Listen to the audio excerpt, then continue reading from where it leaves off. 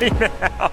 This is like a total dream come true. I walk in here every single day and I can't even believe my eyes. It's the perfect whiteout trio, if I would say so myself. Now, real quick on the Denali, the factory 20s are back on the truck with the ridge grapplers because I hit a really bad pothole and it did some terrible damage to my 24x12s. I'm kind of sad to take them off, but I always appreciate putting the work set of wheels and tires on. You can see the Denali is absolutely filthy right now, but that's because we've got a nice combination of uses here. The workhorse, if you will, might I call the ultimate fun haver, and then the project truck. And today we are actually going to be focusing on why I haven't gotten you guys an update on this truck in a very long time and where we're going to end up going with this truck. Now, we also got to get down the loop road ASAP because you guys have called with so much excitement since the announcement of Left Lane Coatings. I'm so unbelievably grateful for all of the excitement and support launching that new business, as it's become a top priority of mine over the last year. And today we actually have a new team member that's joining us on the Left Lane Coatings staff to ensure customers, i.e. you guys, get the absolute best experience. All right, so we got to get the OBZ loaded up real quick because we're actually taking that thing down the loop road. Once we're down there, I'll get you guys some updates about what we're going to be doing with that thing, because the build's pretty much been on the back burner for the last few months. Now, the shop was finally back full again, but we're going to be emptying it back out. This thing's probably going to sleep down at Loop Road for the next few days, and then it's actually going to be going over to another location to kick off the Holy Grail 2.0 transformation, which is going to be a huge one, to say the least.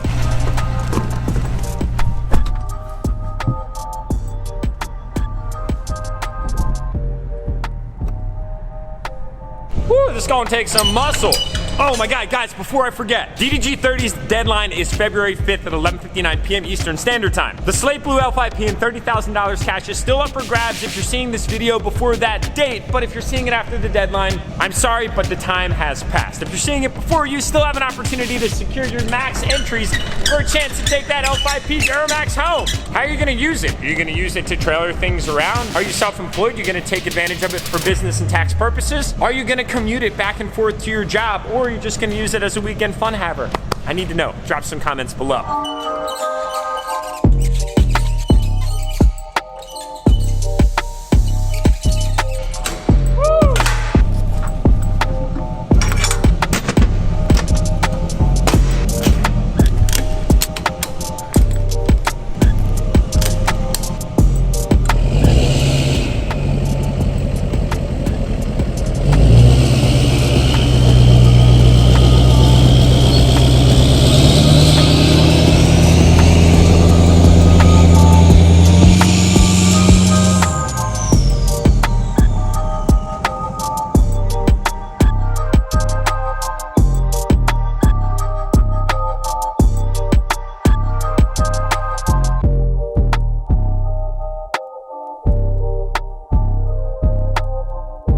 Guys, we just got down the loop road. I'm gonna go level up with my team real quick, and then we're gonna get to work on the OBZ. We got a lot to talk about with this truck because there's a ton of things that are about to go down. So as the OBZ is actually working its way to get tinted, I figured I'd give you guys a little update as some of the stuff that we have in the queue for Left Lane Coatings right now. It feels so good to actually have this announcement out because there's a lot of parts back here that belong to you guys that I wasn't able to talk about as we were in the process of our soft launch. I do just want to say thank you to everybody that supported us in that time frame. You're the locals, you're the diehard fans, and you're the close followers that came down to this building, checked out Accelerate Auto, and saw what we were doing with Left Lane Coatings long before I announced it out to the world of YouTube. So we got a bunch of parts up here that are staged for powder coat as we speak. Some valve covers. We've got coil springs off of the truck that's going to be DDG 31. Trailer hitch, some shock mount brackets, some custom-made bumpers. We've got even some differential pins that we use the canning method, as I like to call it, to coat. We've got some other customer wheels over here. These just got out of our strip tank. This is the pre-sandblast finish. These things are in the staging lanes to get sandblasted. We're gonna actually be sanding some curb rash out of them and then bringing them back to life with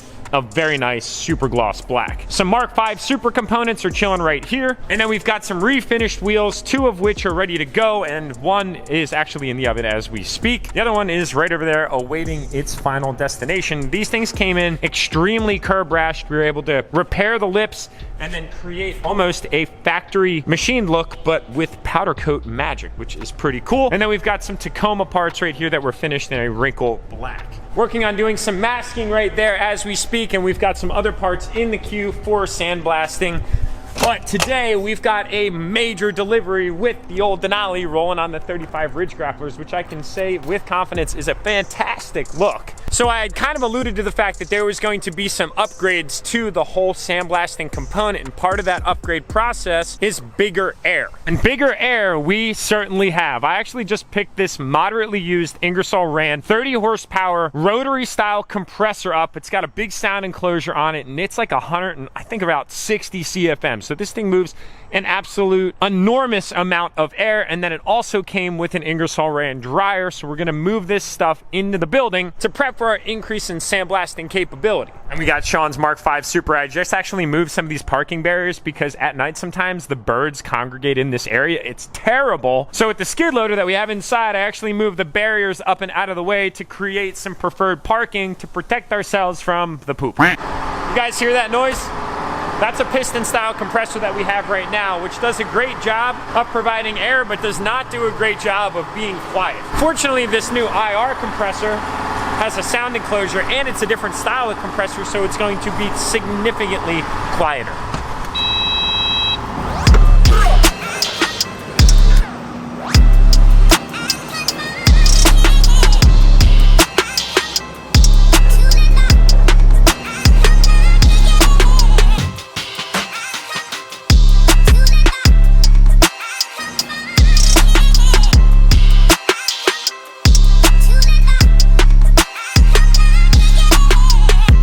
So we got this big old boy and his little teammate here right next to one another. I think this is gonna be the location that we place these things. We actually have a very nice compressor. It's by FC Curtis in the back. It's 7.5 horsepower. It's about 25 CFM, which in the world of air is actually a fair amount when you're talking like recreational or small scale commercial industrial use. But we're gonna be increasing our sandblasting capability by an absolute ton, so that way we can fit more unique parts into our operation, because the operation is very much driven by accepting work that can fit in the big booth, which is 16 foot long, and the big oven, which is 14 foot long. But our blasting right now can only fit things that are about 50 inches long, and that's from the corner to the corner on an angle. It's very inconvenient and not very streamlined. So I got an opportunity to buy a better blasting cabinet that's significantly larger, but with that we had to find a means to produce more air. And the funny story is, found these things on Facebook Marketplace. As I went and I vetted out, they had great service history and all these things, and it's quite noisy, as you can hear. All right, so how many of you guys work in an environment that you have to listen to a noise like this often? Drop a comment below. Are you a mechanic? Do you work in a body shop? Do you work in an industry that you have a piston style compressor?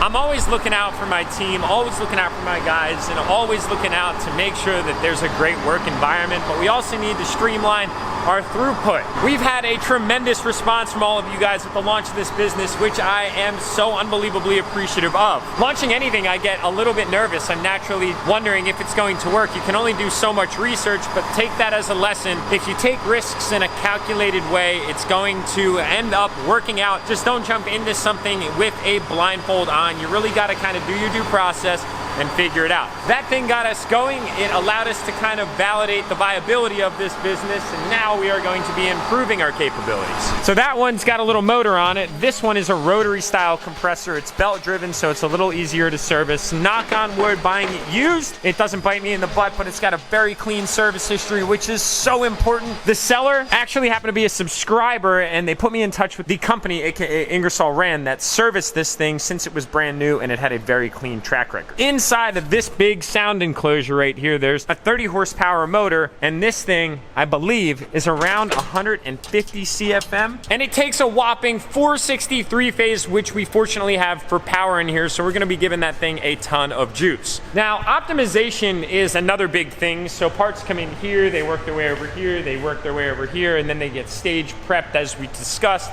Then they work their way over here. So we have a nice rhythm going. I was really thinking about actually putting this compressor and dryer out next to the other one, but that would involve me disconnecting gas lines and air ducting and moving a massive oven, which isn't very convenient to move, just to get that back there. And I really don't want to do all of that because I can't do gas line stuff. It's not really safe. You need to hire a professional, and then you incur fees and blah, blah, blah, blah, blah. So I decided I think we're going to stick this thing here and then potentially build some shelving and racking around it, because one day, potentially one day soon, I'll be looking to add a forklift to the equation occasion, so that way if we have to store parts for a little bit of a longer time when customers can't pick them up, we'll have a means of doing so. Now, the one thing is, it's kind of like the blessing and curse of being a business owner. You need to find a building that's zoned appropriately for you to do what you want to do. So that's kind of a big barrier to entry in and of itself. Fortunately, I got the building. We don't own this building, full candor. We will end up buying commercial real estate eventually. That's kind of one of the next things on my ambition list, if you will, in life. But we don't own this building, but beggars can't be choosers. In a perfect world, yeah, but starting a new business, no. Lease to buy option in the future, potentially. So anyway, there's things to that, and there's always an option, there's always an angle.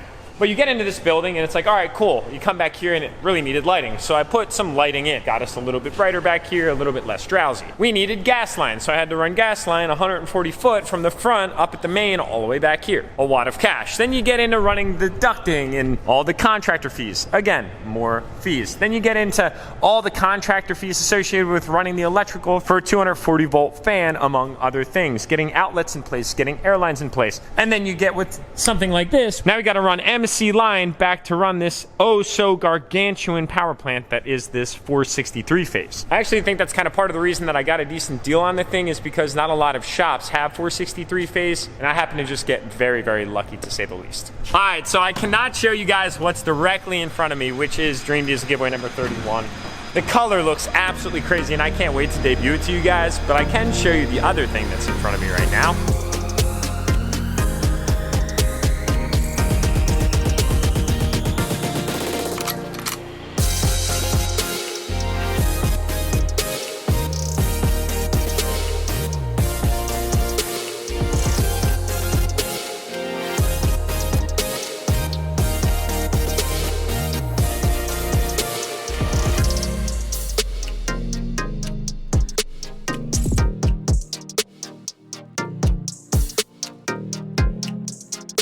Which is the fully tinted LBZ swapped OBS Duramax, aka the Holy Grail. If you guys hear me refer to Holy Grail, that's exactly what I'm talking about. Now, I did do some other mods to this thing other than the tint, but the tint first, let's acknowledge it. Brody, you crushed it. Thank you so much. I'm so fortunate to know a guy that does window tinting, and I kind of float myself to the top of the list from time to time, but it's all good. He gets it done quickly. 5% on the sides, and then we've got 45% on the front. It totally transformed this entire truck, and I can't wait to drive it now, being that it's no longer a true fishbowl. The hood stays up, as you guys might have seen earlier, because there are dampeners now installed, and I had mentioned the trans cooler that now goes to the built Allison from WhirlyFab. I also took some time to put a lower valance on the bumper so that way it doesn't look totally incomplete, which ties together the whole front end very nicely. But there's a major problem with this truck. I still can't drive it because we actually need a custom sway bar on it. It might be kind of hard to see from this angle, but there's actually a gap right here off of the frame. This bracket technically should sit totally flush, but it doesn't with the custom cross member that was built extra durable to A, stiffen the chassis on this truck, but B, to also accommodate the mounting value of the Duramax. That is actually making contact with what would be the sway bar that goes kind of right in this area. So we're having a custom sway bar built for this truck, but that's also not a simple process because sway bars aren't just typical steel that you can just take, buy, bend, and call it a day. They have to have tensile strength, and they have to get hardened, and they have to go through all of these molecular changes in order to get them to where they need to be. Now, being that we're going to be making a custom sway bar, we're actually going to make it even stronger because these classic body style trucks don't have fully blocked in frames. They actually look like big parenthesis brackets, which lead to some kind of flexibility in the chassis. The cross member for the Duramax helps tremendously, but I want to stiffen this thing up as much as we possibly can. Today, we're actually in the process of installing, I believe we're going to do 24 enthusiast rock lights on this thing because it is a big old boat of a truck. The job isn't quite done yet, but it will be lit up soon. And then the next update specific to this truck will be some absolutely insane updates that I think we've all collectively, myself included, waited a very long time for, being that left lane coatings was actually part of the overall plan, if you catch my drift. Hey, yo, Brody, good job on that OBZ, brother.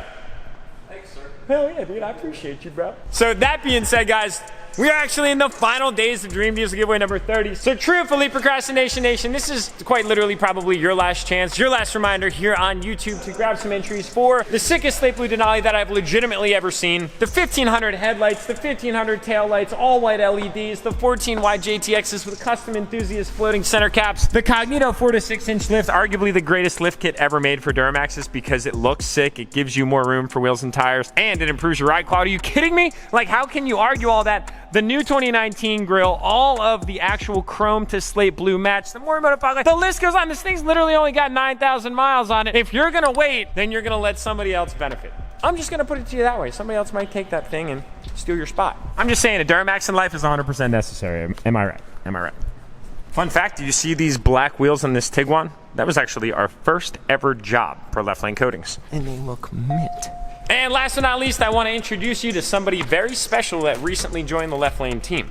This right here is Dylan. What's up, guys? He heads up all customer operations here at Left Lane Coatings. So you might get me on the phone, you might get Dylan on the phone. He is the man, super knowledgeable, super passionate. I've known this guy for a very long time. Fun fact, he actually helped me out through the entire pole building build process, became great friends with him, and he joined our team. I'm very grateful for the staff that makes up this business, and I'm so stoked for everything that's been coming together in such a monumental fashion. Plus, let's just take a look at the showroom. I haven't given you guys an update on this thing since it was kind of starting to come together. We've got my R8 wheels down here. We've got some fun two-tone stuff. We actually took a gloss white and a gloss black, kind of combined them together. We can do that kind of crazy stuff if you so choose. We've got actually a Whirly custom fab brake reservoir cover that we decided to throw out here as well. We've got some random miscellaneous merchandise, a lot of coffee, which was as per everybody's request, a bunch of colors here that we can bring in to whatever liking your desire is. Some of our samples, our sample wall is working its way complete. Once we fill it up, I've got a cool idea to kind of make this evolve, take in some more colors. The wheel that I debuted on my Instagram, which came out so sick. And then we've got an actual transparent gold. We've got some illusion purple in the windows of this wheel right here. And then this one over here, this color's sick. Probably one of my favorites, not gonna lie. Well, that one might be my favorite. It's kind of hard to pick, but Illusion Ice, which is a two-stage teal from Prismatic, also looks absolutely freaking sweet. If you had to pick, is it the teal, the purple, the gold, or the copper and black? You guys got to drop a comment below and let me know. Underrated, we the underdogs, underestimated. Underrated, we the underdogs, underestimated. We the one.